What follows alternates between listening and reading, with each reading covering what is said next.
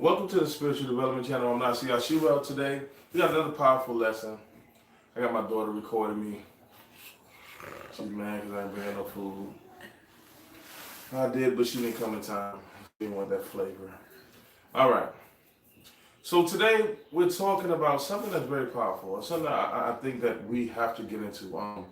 And the topic is why you shouldn't marry a Hebrew leader.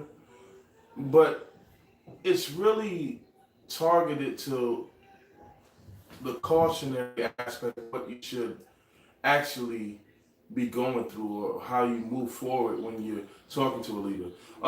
Because I see this a lot. A lot of women want to marry leaders. They want to get their name out there, or they're basically clout chasing.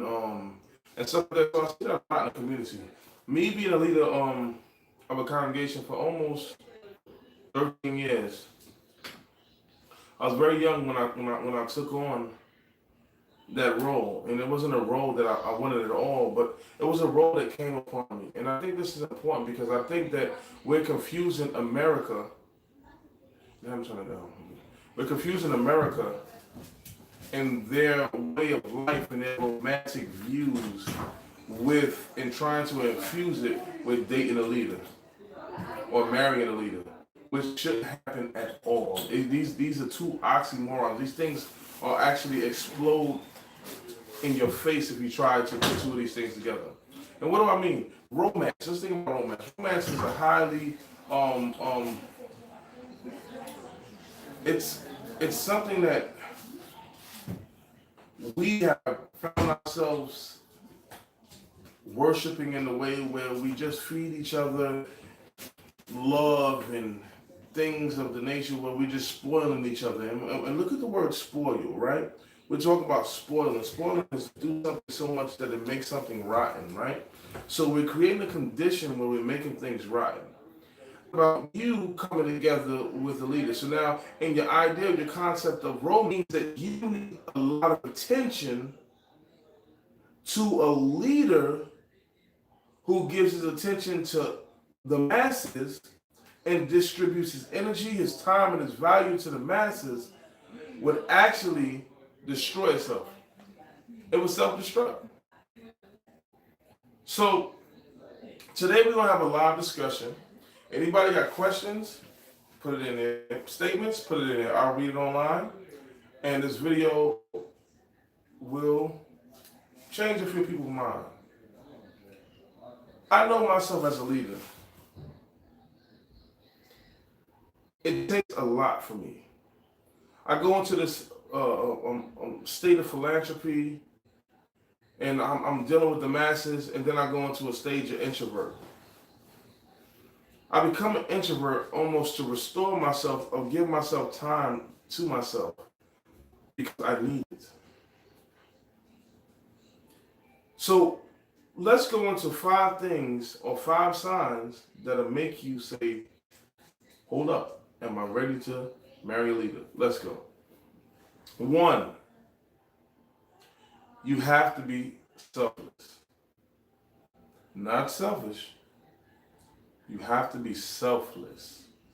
Meaning you're coming in and understanding the role that you have and what part you play in this leader's world. So no longer is it about you, me, I need this, I need that, I need that. The leadership role is a sacrificial role. All right, the name Nasi is a title, is a leader, one who carries or lifts. So in terms, it's telling you one who lifts a burden. A leader lifts a burden of the people. He carries the burden of the people. So when you come into a relationship and you're dealing with a leader, that nasa, nasi, that carrying, that no say, whatever, you're coming in to help him carry a load. You're helping him carry a burden. So in our minds, sometimes we get confused because we come into relationships and we create burdens instead of lift off burdens off of an individual. And this is why when you see what the king says, they should not marry or multiply wives. Because It could be a distraction. And keep on distraction, right? And when you read about the priests, they can only marry virgins. And why is that? Because women who've been through multiple relationships carry traumatic damage. And as a person, you are actually coming in as a person that's trying to heal them. And in the process of healing them, you're distracted sometimes from your true job. So now, how do we become leaders? Most people become leaders in fields that they're strong in, things that they're passionate about.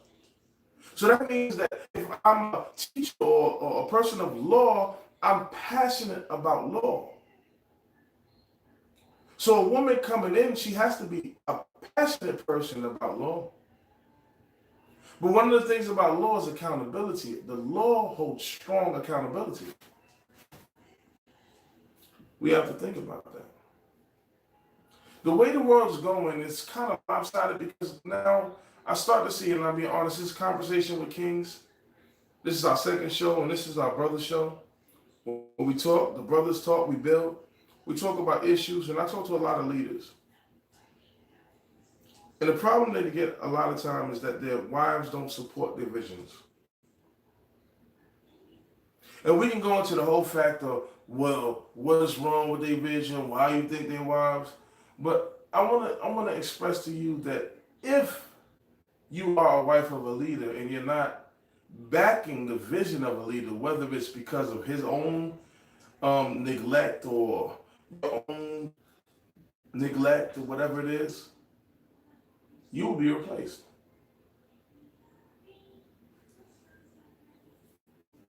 What I mean by that? Being cold, being harsh, I'm being truthful. A man is always going to find something that helps him position himself. You watch Game of Thrones. We got 7 kingdoms going together, trying to position themselves for the betterment of their family. And we talked in one of the last episodes of the shows that I did, and it was talking about the Hebrew family, right, and the structure. So we see that you're marrying into a clan. The person is a leader. His vision is fueled by his family. So now you have to come into it and become the glue or the structure that holds together this positioning. What is his positioning? What is his vision? So that means you have to study like him. Study like him because you have to be a reflection of him. The sun shines light on the moon is a reflection of the sun. It's typical in the same way in the Hebrew Israelite relationship that you have to, is gone, you're going to have to take up dual roles. Think about that. Being with a leader means you're going to spend a lot of time alone. And so that selflessness comes in because sometimes you have personal issues where you could discuss, but it can't be so much about you. Because his job is to lead the people. And if his job is jeopardized because he's distracted, then you fail. Sound like something you want to be in? Dual roles. You have to be the mother and the father at times because of his devotion. Or set up your family in a way where the children take roles and they help implement where you play a father role and a mother role, but at the same time the children fulfill some of the motherly duties and the other duties in the house. Does it sound like romance? Does it sound like date night every week? Does it sound like the things that you're looking for? Now think about it. Are you selfless enough for that? A leader can't have a battle in the house while he's fighting a battle with the world, especially a Hebrew or a black liberator. He goes out there in the world, he puts his life on the line, he risks himself, and he says things and he teaches things that society doesn't teach, so it actually makes him a target. And because the black male is oppressed and in a society where it liberates the female and rises them above the male, it creates a tension between the two groups. So now you have this feminist group who still hold on to social aspect of the social and cultural aspects of black liberation, but the mentality in itself is still a feminism. So if we think about that, and we think about the mentality of feminism coming into black liberation, because how do you define what the feminism? Well, in this new reality, I realized that when I put posts about men, it gets hundreds of likes. People share it. And when I put quotes about what women need to improve on, they knock it. Well, what if this? What if that? What if this? What if that? Well, what about what you doing? What are you doing? So I realized that women don't have accountability. Not all women, a lot of women in the conscious and the Hebrew Israelite community. They took away the accountability because the accountability is what held them to a certain level, but in the generations before, it may have been more of an abusive stage. So psychologically, they wanted to remove themselves from them stages and go into a form of liberation, which the liberation process is the social network of the United States programming. So they follow the program in the United States, but still don't want to detach from the black liberation movement because they're still a part of it because that is the new cultural norm. So what you have, sometimes you have women that are drawn to leaders but still hold the mindset of feminist. And this is not a badge. This is Conversation with Kings. It's the name of the show. And in Conversation with Kings, we're going to talk about the things that's imperative for us to move forward. A leader is somebody that holds a standard. He's going to hold you to that standard, whether you like it or not. He's going to force you to be held to that standard because if he doesn't produce the children that represents his standard, then his leadership role is jeopardized because everything you have to realize is that there's a bunch of usurpers willing to take his place. So now, are you ready to be in a relationship where a person is critical, but loving and kind, but critical enough to make sure that he lives up to a certain standard? Do you have the discipline enough? See, because a leader, because you like him, because he speaks this or he talks this, it doesn't mean that when you marry him, he's going to come in and focus completely and solely on you because he still has a job. You actually have to find, and when we talked about that Hebrew word, shukwat, and like desire, you have to find the adaptability and be able to adapt to his changes. Are you adaptable enough? Can you start to survive the change? Do you reflect this man? When he leaves, is his children going to get the same form of representation that you put there? So now you have to be him. Well, he reads too many books. Well, you're going to have to read books. Because you have to understand and meet him on a level of logic that he's on. And if you don't meet him on a level of logic that he's on, then you are in a dangerous position. Women, a leader needs honesty. Whether it hurts you or not, or whether you don't feel like it, talking and being honest, you have to be upfront with a leader. And this is the reason why, because leaders, especially black liberationists, develop a keen sense of paranoia to protect them. So paranoia is bad. It has its purpose. So in it, anything that's a lie or not a truth reflects COINTELPRO. Reflects the idea or the concept of the usurpers who's trying to move him out the position. So lying to a leader is one of the most dangerous things you can do. So even if it hurts you, he has to be honest. A leader doesn't have time to figure out what's wrong. What do I mean by that? Not that he can acknowledge that, hey, this is wrong with my life. I want to move in this direction. I want to take care of her. But if you're playing a game where you don't want to say what's wrong and then he has to keep guessing and guessing and guessing, it's a distraction from his true goal. Remember the passion of a leader. His passion is in whatever he's involved in, and that's what made him the leader. Because that's what a leader does. He works hard. He's the biggest servant. The greatest leader is the greatest servant.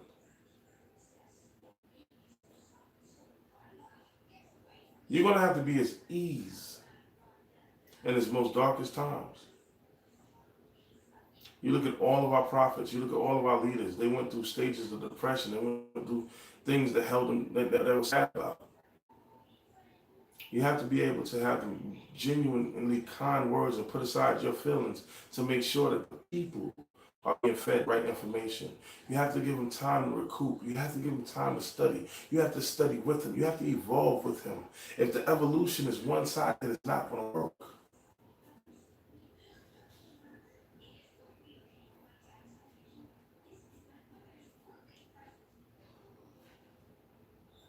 People want to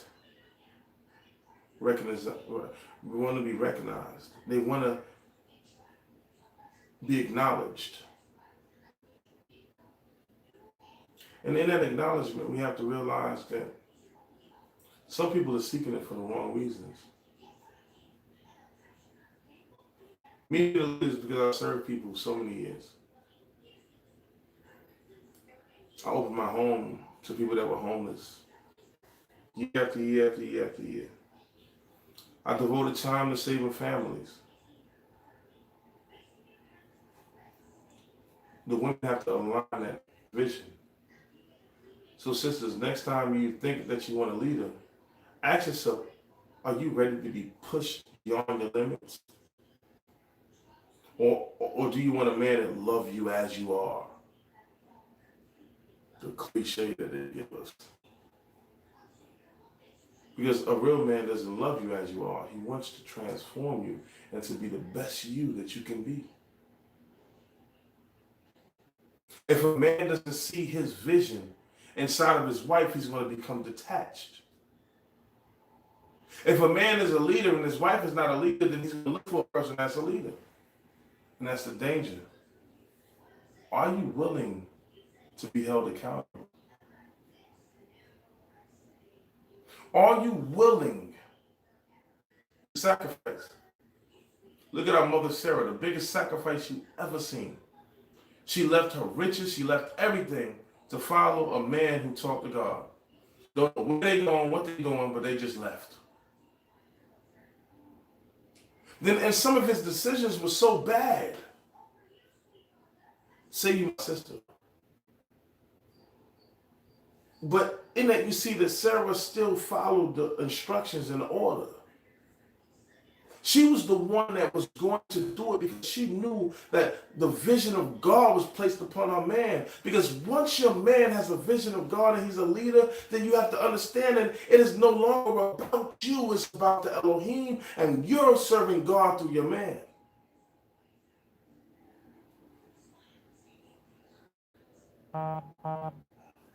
Yah is so beautiful in all he does.